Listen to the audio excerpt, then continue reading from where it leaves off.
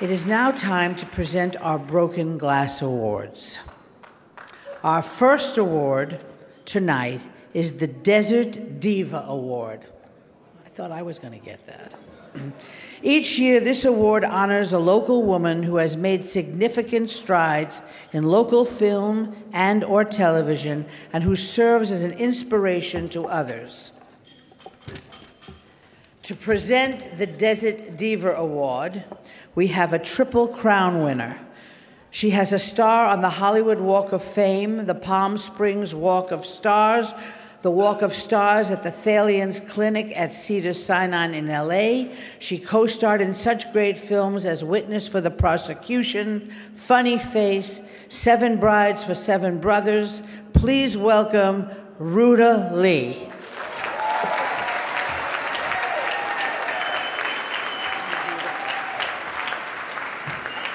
I'm losing my jewels. Thank you, Lainey. She's one of the most brilliant talents that I know, and I'm so proud to have her as a friend. And I'm also very, very proud to be part of this fantastic evening celebrating women and their accomplishments.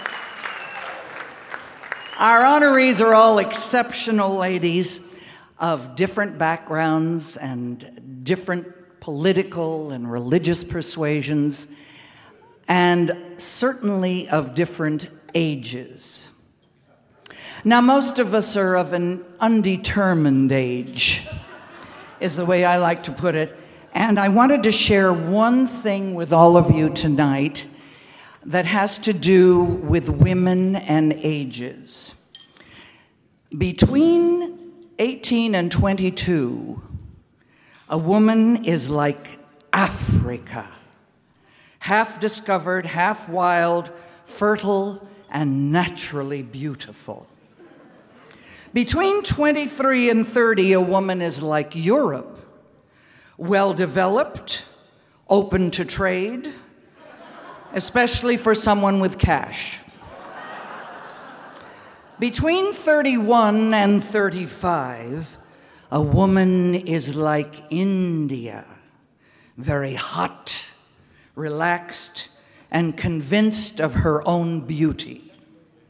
Between 36 and 40, a woman is like France, gently aging, but still a warm and desirable place to visit. Between 41 and 50, a woman is like Great Britain, with a glorious and all-conquering past. Between 51 and 60, a woman is like Israel, has been through the war, doesn't make the same mistakes twice, and takes care of business.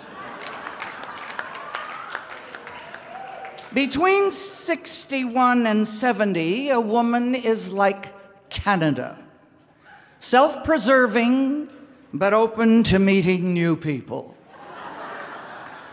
After 70, she becomes Tibet, wildly beautiful, with a glorious, mysterious past and the wisdom of the ages.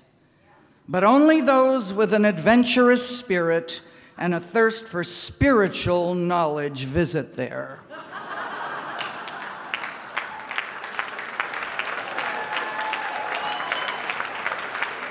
And then there's man.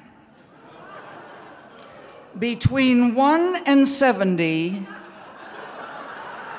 a man is like Iran, ruled by a prick.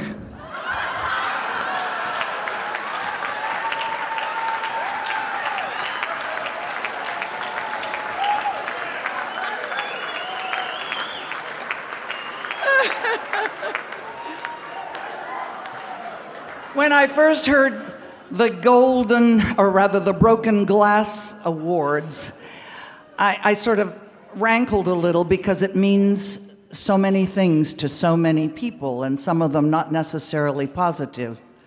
But in this case, oh my dear friends, we are talking about a well-shaped leg in a high heel that kicked the hell out of a glass ceiling and opened the doors for herself and other women to follow.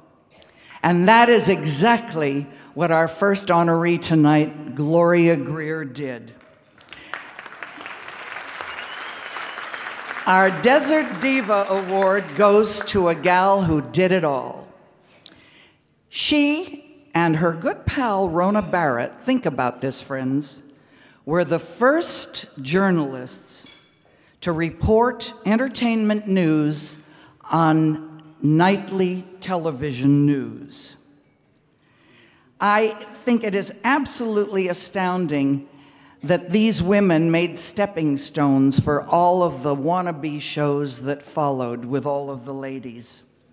Now, they say that a picture is worth 1,000 words, so I will spare you my 1,000 words and let the pictures tell the story, all put together by Gloria's wonderfully beautiful and talented daughter, Anne, because she's so proud of her mommy. Take a look at this, folks. She's tiny, she's mighty, she is multidimensional. And for the last 25 years, we've seen her here in the Coachella Valley on television. In a time of white gloves, hats, and pearls, when women's role models were father knows best and not mother knows best, Mom was an original.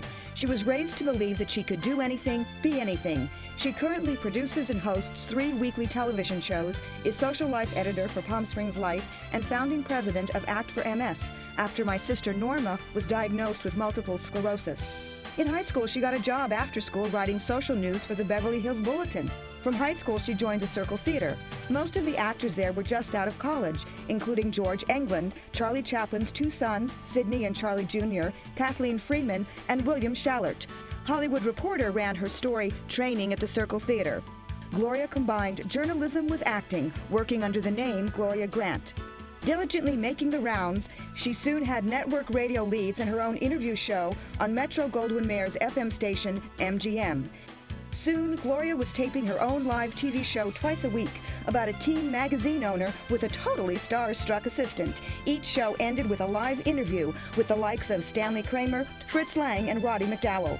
Gloria's weekly entertainment column ran in the independent newspaper chain. Still in her teens, she married publicist Norman Greer Jr., changed her legal and professional name to Gloria Greer, continued her weekly column and charity work. She was a founding board member of the LA chapter of WAIF, founded by Jane Russell. Gloria visited the desert on weekends. Daily Variety's Tom Pryor nabbed her for a weekly column, Palm Springs Ripples. One of her stories about Frank Sinatra, Desi Arnaz, and the Untouchables was picked up by the wires and appeared 3 days later in local papers. Gloria called the editor of the largest paper, "You're using a story from my column 3 days late. Hire me and you'll have it first." Stars on the Desert ran in the press enterprise for over 20 years, along with numerous features such as interviewing General Eisenhower and General Westmoreland during the Vietnam War, Truman Capote, and the first dual interview of President Eisenhower's wife, Mamie, and Richard Nixon's wife, Pat. Freelance work included bylines in Town and Country.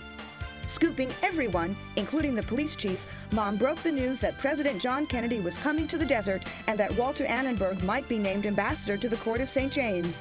The Associated Press picked up many of her feature stories. Mom then became a stringer for Newsweek on hard news, such as an investigation into the rising price of steel.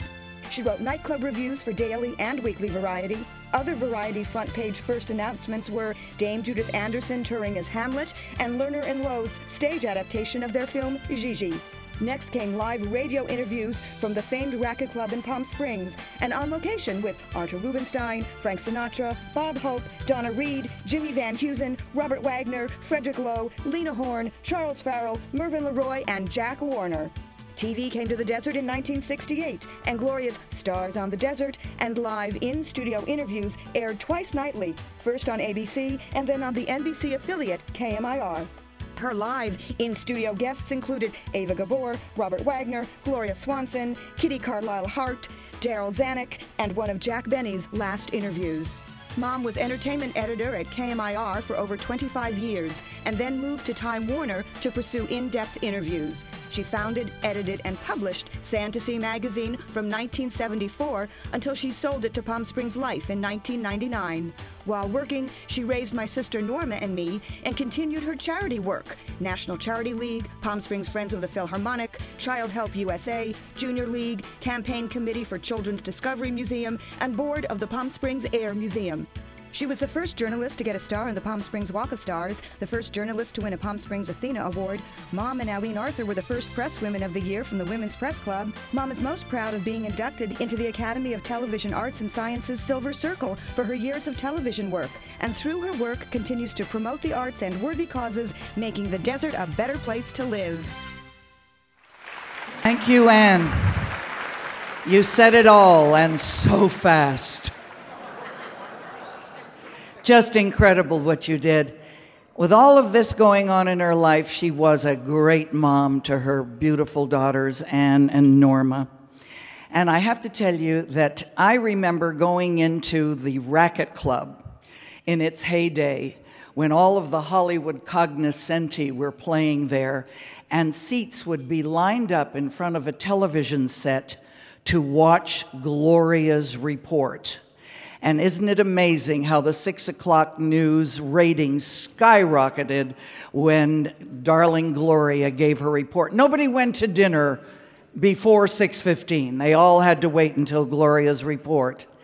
Sweetheart, your darling mother taught you a credo that you have lived by for so many years. And that is that with celebrity and prestige, it is required that you have responsibility. And I wish to God somebody had told Charlie Sheen that. All I can do is say that for half of a century, a little more, there has been a beautiful shining star over our desert. And that shining star had a personality to match. And she is the voice of the desert, and as tonight, she is the desert's diva. So will you come up, Gloria, darling, and receive your much-deserved award.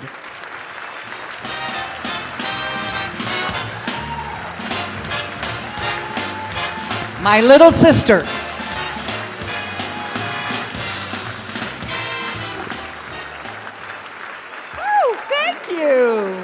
Wow, yay!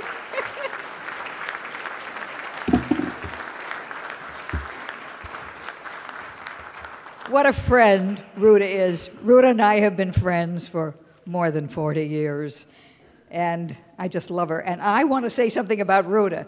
You know, this is the Broken Glass Awards, but she pierced the Iron Curtain. She wanted to get her grandmother out of Lithuania when it was under communism. And I don't know how she did it, but she got Khrushchev on the telephone and got her grandmother to the United States. Now that's something. That's why we're sisters, honey. I am very proud to be here, and I thank you all so much.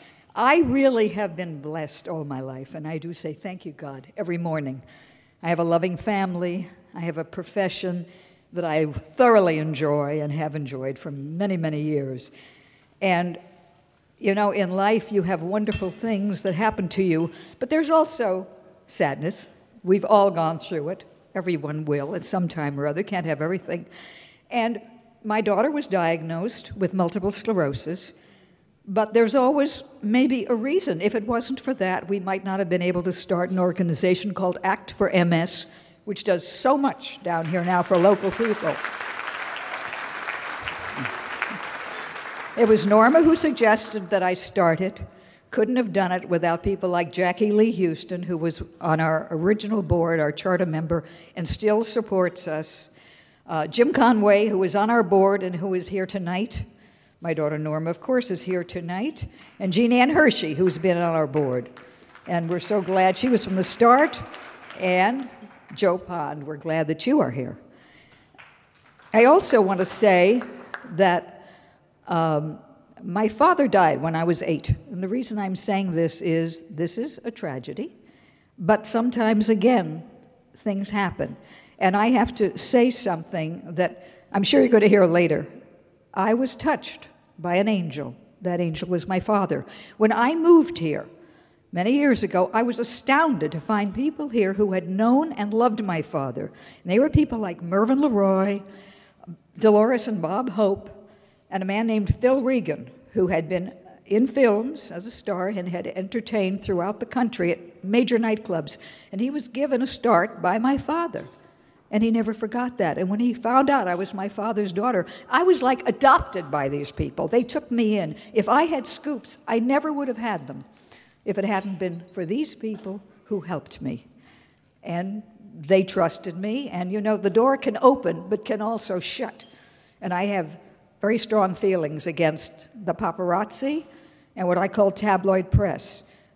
I think that every journalist, when they say it's off, someone says it's off the record, you keep it off the record. And apparently, I kept their trust and respect throughout their lives because the door would have been shut, but it remained open, and I'm extremely, extremely grateful. I happily and proudly accept this award. I'm very proud to be here tonight with so many